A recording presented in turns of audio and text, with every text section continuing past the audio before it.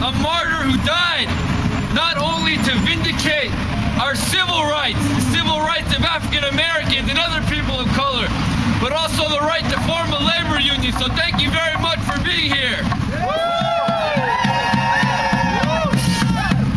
They say the labor movement is dead in this country. They say unions have no place anymore. That we should just let companies like Starbucks pay $6, $7, or $8 an hour. Starbucks, better than any American corporation, has fooled people into believing it's a decent place to work. That's a lie. That's a lie. That's a lie. Starbucks is a 100%. Starbucks is a 100% part-time employer. Not a single Starbucks barista is guaranteed any number of work hours per week.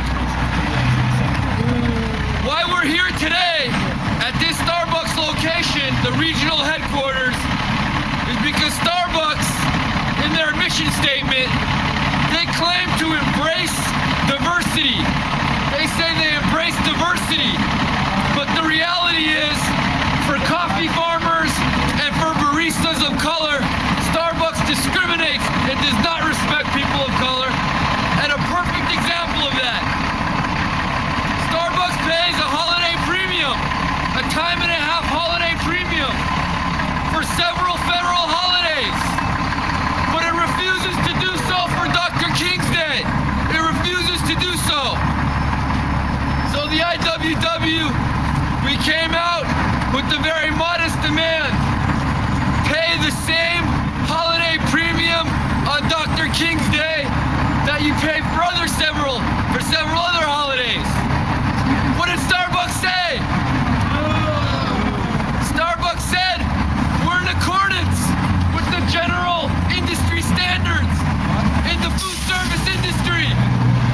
Basically, they're saying we're like all the other fast food chains. We're not gonna do it. But we're here to say no, no, no. I'm very pleased to introduce now at this time another Starbucks barista, also fired for union activity, and he would like to read off a postcard that we've been handing out to baristas around the country, calling on Starbucks to honor MLK Day. Please join me in welcoming Joe Agins Jr. This is the postcard we give to the baristas. In front it says, with Martin Luther King on it. Will Starbucks honor MLK Day on 21st? That's the question up to the company, and the question to give its information to the workers, telling them that they are for the black people, they are for a living color, and they are for the wage system to have a better living wage in America, in US, and around the world.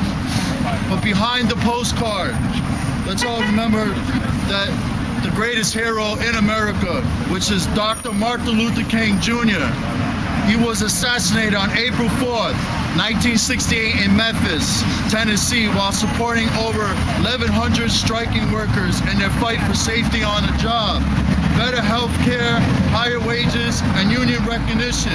Today, approximately 1/3 of all employers in the U.S. give their workers paid time off in recognition of MLK Day. Starbucks does not give its workers holiday pay for MLK Day, but it does for 6 other holidays. The IWW Starbucks Workers Union is demanding the Starbucks recognize this important holiday by paying its workers time and a half. Together, we make Starbucks do the right thing.